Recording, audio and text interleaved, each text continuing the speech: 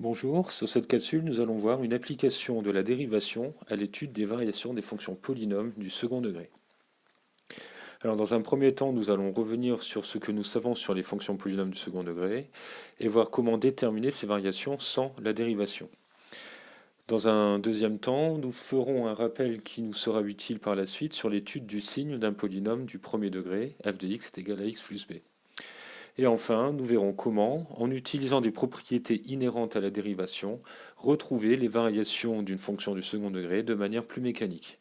Cela nous permettra en outre de manipuler les techniques de dérivation sur des exemples simples.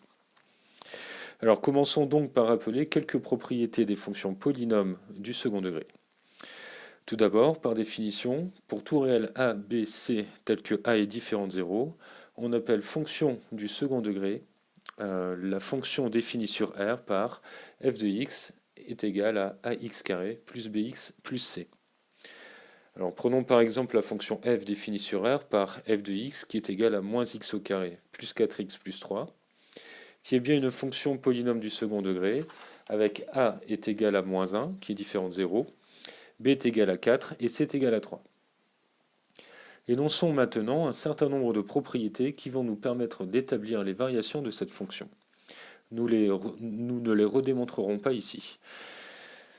Alors, premièrement, toute fonction polynôme du second degré, f de x est égal à ax carré plus bx plus c, peut s'écrire de manière unique sous la forme f de x qui est égal à a facteur de x moins alpha au carré plus bêta, où a est le même coefficient que pour la forme originale, et les coefficients alpha et bêta sont obtenus à l'aide des coefficients a, b et c, tels que alpha est égal à moins b sur 2a et bêta est égal à f de alpha.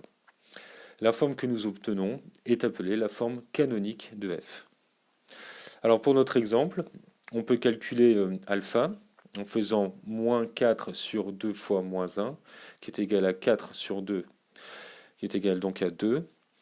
Et pour bêta, on calcule l'image de alpha, c'est-à-dire f de 2, qui nous donne moins 2 au carré plus 4 fois 2 plus 3, moins 4 plus 8 plus 3, qui nous donne 7.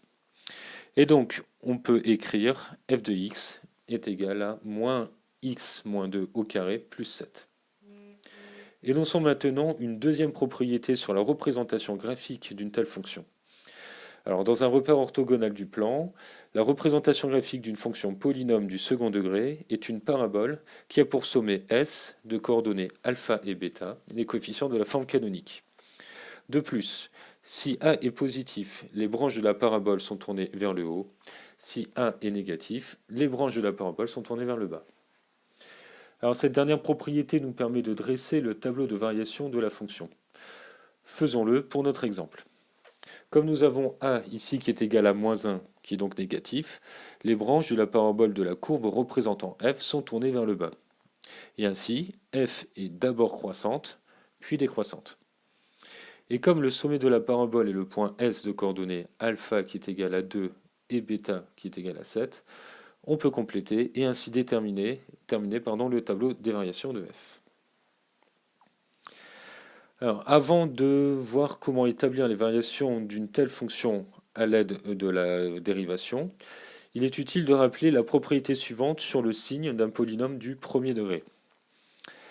Soit f de x est égal à ax plus b, un polynôme du premier degré. On a donc a et b, deux réels tels que a est différent de 0. Premièrement, le polynôme f admet une unique racine, c'est-à-dire une unique valeur de x telle que f de x est égal à 0. Celle-ci est donnée par moins b sur a. De plus, le signe de f est dépendant du signe de a, et on peut établir le tableau de signes de f en sachant que f est du signe de moins a avant la racine et du signe de a après la racine. Prenons un exemple d'application en déterminant le signe sur R de f de x qui est égal à 5x moins 3. Alors déjà, commençons par déterminer la racine de f. On doit résoudre f de x égale à 0, qui dans ce cas revient à résoudre 5x moins 3 qui est égal à 0, c'est-à-dire 5x est égal à 3, d'où x est égal à 3 cinquièmes qui est égal à 0,6. On établit donc le tableau de signes suivant. On place la racine 0,6 Puis comme a est égal à 5, qui est positif, on met un plus à la droite de 0,6 et un moins à la gauche. Ce rappel étant fait, nous pouvons maintenant passer à l'étude des variations d'une fonction polynôme du second degré à l'aide de la dérivation. Alors tout d'abord, pourquoi la dérivation est utile dans l'étude des variations d'une fonction? Tout repose sur la propriété suivante. Soit f, une fonction dérivable sur i, c'est-à-dire qui admet une fonction dérivée sur i. Si pour tout x appartenant à i, f' de x est positif, alors la fonction f est croissante sur i. Si pour tout x appartenant à i, f' de x est négatif, alors f est décroissante sur i.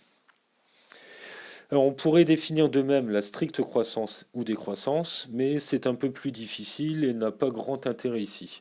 Ce qu'il faut surtout retenir, c'est que l'on peut déduire les variations d'une fonction du signe de sa fonction dérivée. En schématisant, pour obtenir les variations d'une fonction dérivable, on commence par calculer sa fonction dérivée, puis on étudie son signe, et enfin, on en déduit en respectant la propriété précédente les variations de f. Prenons un exemple dans le cadre des fonctions polynômes du second degré et étudions, à l'aide de la dérivation, les variations du polynôme f de x qui est égal à 4x au carré moins 2x plus 3.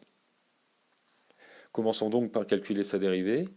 F est dérivable sur R, car c'est un polynôme, et quel que soit x appartenant à R, f' de x est égal à 4 fois la dérivée de x carré, qui est 2x, moins 2 fois la dérivée de x, qui est égale à 1, plus la dérivée de la fonction constante égale à 3, qui est 0. Ce qui va nous donner, pour f', 8x moins 2.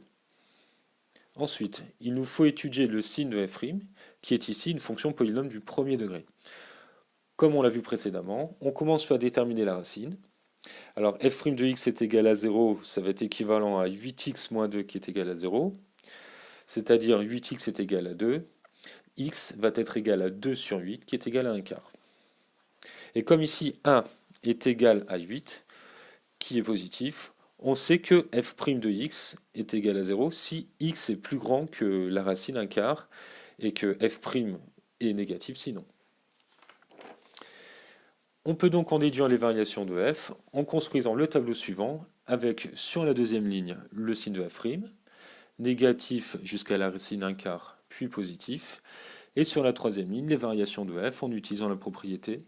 Donc f est décroissante jusqu'à 1 quart puis croissante. Enfin, pour terminer, on calcule l'image de 1 quart pour par f pour déterminer la valeur du minimum. On a, en remplaçant dans l'expression de f de 1 quart qui va être égal à 4 fois 1 quart au carré moins 2 fois 1 quart plus 3, ce qui donne 1 quart moins 2 quarts plus 12 quarts, c'est-à-dire 11 quarts. Alors le tableau de variation est maintenant complet. Il suffit d'ailleurs d'en les faits amplement pour l'étude des variations d'une fonction. Il n'y a pas besoin de faire de phrases de conclusion. Voilà, c'est ainsi que se termine cette vidéo. Nous avons vu ici un exemple simple d'utilisation de la dérivation dans l'étude des variations d'une fonction. Nous avons d'ailleurs pu voir également qu'on aurait pu s'en passer dans ce cas présent. Alors sur d'autres vidéos, nous étudierons les variations d'autres fonctions, des polynômes de degré supérieur, des fonctions rationnelles ou des fonctions avec exponentielle ou logarithme par exemple, où les principes de dérivation seront cette fois-ci nécessaires à l'étude. Cependant, nous verrons que la méthode reste la même.